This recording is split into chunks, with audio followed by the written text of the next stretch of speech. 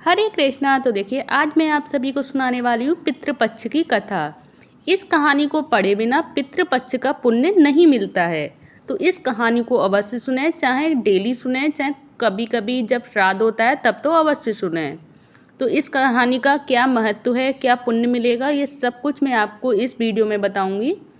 So please इस video को और इस कथा को पूरी फुल वॉच करें, देखें, सुने और मन लगा के इसका पुण्य फल प्राप्त करें। तो श्राद्ध पर्व पर यह कथा अधिकांश क्षेत्रों में सुनाई जाती है या पढ़ी जाती है। इस कहानी को पढ़े बिना तृप्त यानी पितृपक्ष का पुण्य नहीं मिलता है। ऐसी मान्यता है कि इस कहानी के अनुसार महाभारत के दौरान कर्ण की मृत्यु हो जाने के बाद जब उनकी आत्मा स्वर्ग में पहुंची तो उन्हें बहुत ही सारा सोना और गहने दिए गए। कर्ण की आत्मा को कुछ समझ नहीं आया, वह तो आहार तलाश रहे थे। उन्होंने देवता इंद्र से पूछा कि उन्हें भोजन की जगह सोना क्यों दिया जा रहा है।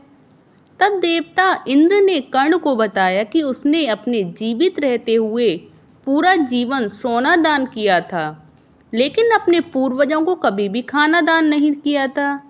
तब कर्ण ने इंद्र से कहा उन्हें यह ज्ञात ही नहीं था कि उनके पूर्वज कौन थे और इसी वजह से वह उन्हें कुछ दान नहीं कर सके।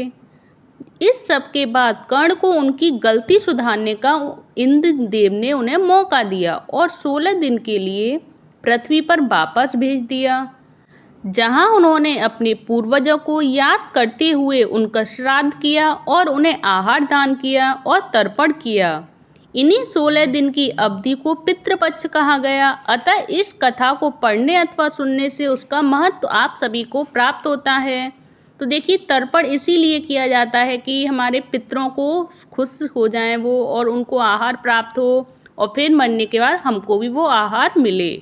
तो ये जानकारी आप सभी को कैसी लगी प्लीज़ मुझे कमेंट बॉक्स में बताइएगा। ये कहानी अगर आप सभी को अच्छी लगे तो आप एक दूसरे के लिए भी शेयर कर सकते हैं।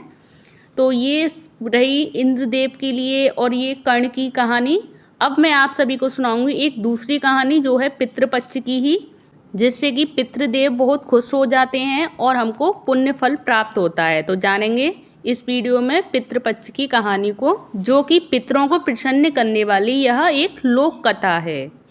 तो इन दिनों श्राद्ध पक्ष की यह लोक कथा पढ़ने का विशेष महत्व माना गया है। यह कथा 2 भाइयों की है, जो एक धनी तो दूसरा निर्धन है। तो आइए आप भी श्राद्ध पक्ष के इन दिनों में यह कथा अवश्य सुने, जिससे कि आपके पितरों को प्रसन्न कर पाएं आप सभी और उनसे अनेक शुभाशीष आप सभी को प्राप्त हों। तो पितृपक्ष यानी श्राद्ध पक्ष की लोक कथा के अनुसार जोगे तथा भोगे 2 भाई थे। दोनों अलग अलग रहते थे। जोगे धनी था और भोगे निर्धन था। दोनों में परस्पर बड़ा प्रेम था। जोगे की पत्नी को धन का अभिमान था, किंतु भोगे की पत्नी बड़ी ही सरल हृदय की थी। पितृपक्ष आने पर जोगे की पत्नी ने उससे पितरों का श्राद्ध करने के लिए कहा, तो जोगे इसे व्यर्थ का कार्य समझकर टालने की चेष्टा करने लगा। किंतु उसकी पत्नी समझती थी कि यदि ऐसा नहीं करेंगे तो लोग बातें बनाएंगे। फिर उसे अपने मायके वालों को दावत पर बुलाने और अपनी शान दिखाने का यह उचित अवसर लगा। अतः वह बोली, आप शायद मेरी परेशानी की वजह से ऐसा कह रहे हैं, किंतु इसमें मुझे कोई परेशानी नहीं होगी। मैं भोगे की पत्नी को बुला लूँगी, दोनों मिलकर आपस में काम कर लेंगे। फिर उसने जोगे को अपने पीहर न्योता देने के लिए भेज दिया और दूसरे दिन उसके बुलाने पर भोगे की पत्नी सुबह सवेरे आकर काम में जुट गई। उसने रसोई तैयार की, अनेक पकवान बनाए और फिर सभी काम से निपटकर अपने घर आ गई। आखिर उसे भी तो पितरों का श्राद्ध और तर्पण करना था। इस अवसर पर जोगे की पत्नी ने उसे रोका। वह ना रुकी। शीघ्र ही दोपहर हो गई और पितर भूमि पर आ गए। जोगे भोगे के पितृ पहले जोगे के यहाँ गए तो क्या देखते हैं कि उसके ससुराल वाले वहाँ भोजन पर जुटे हुए हैं और वे निराश होकर वे भोगे के यहाँ आ गए। वहाँ क्या था, मात्र पितरों के नाम पर अंगियारी दे दी गई थी। पितरों ने उसकी राख चाटी और भूखे ही नदी के तट पर जा पहुँचे।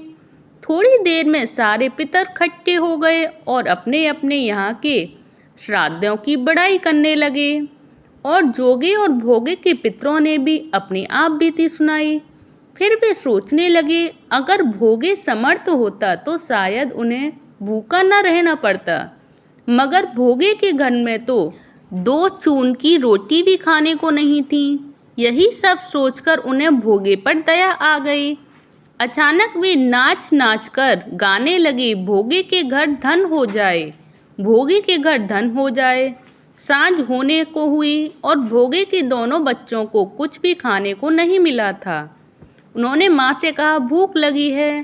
तब उन्हें टालने के लिए गरज कर भोगे की पत्नी ने कहा, जाओ, आंगन में हौदी औदी रखी है, उसे जाकर खोल लो और जो कुछ मिले बांट कर खा लेना। बच्चे वहां पहुंचे तो क्या देखते हैं कि हौदी और मोहरी से भरी पड़ी है और वे दौड़े दौड़े माँ के पास पहुंचे और उसे सारी बातें बताईं। आंगन में आकर भोगे की पत्नी ने यह सब कुछ देखा तो वह भी हैरान रह गई। इस प्रकार भोगे भी धनी हो गया, मगर धन पाकर वह घमंडी नहीं हुआ। दूसरे साल का पितृपक्ष आया। श्राद्ध के दिन दोनों भोगे की पत्नी ने 56 प्रकार के व्यंजन बनाए, ब्राह्मणों को बुलाकर श्राद्ध किया, भोजन कराया और दक्षिणा दी और जेठ जेठानी को सोने चांदी के बर्तनों में भोजन कराया। इससे पितृ बड़े प्रसन्न हुए और बहुत ज़्यादा तृप्त हुए। तो ये रही पितरों को प्रसन्न करने की कथा कि हम पितरों को किस प्रकार से प्रसन्न करें और उनको किस तरह से भोजन खिलाएं जिससे कि वो खुश हो जाएं और हमारे घर में भी वो सुख समृद्धि का वास करें। क्योंकि अगर पितृ खुश होते हैं तो वो हमको भी खुशी देते हैं और हमें भी खुश रखते हैं। तो मैं यही बताने चाह रही हूँ आप सभी को भी कि अगर हम अच्छे से पितरों को भोजन कराएंगे, पितरों को खुश रखेंगे, तो वो पितृ भी हमें खुश रखते हैं। क्योंकि उनके भी बच्चे हम हैं तो वो अपने बच्चों को भी खुश रखेंगे। तो आज की ये कथा आप सभी को, जोगे और भोगे की कथा आप सभी को कैसी लगी प्लीज़ मुझे कमेंट बॉक्स में बताइएगा। क्योंकि ये कथा है पितरों को खुश करने वाली। और आप सभी को ये कथा अगर पसंद आई हो तो प्लीज़ वीडियो को लाइक कर दें, चैनल को सब्सक्राइब करें। हरे कृष्णा, हरि बोल।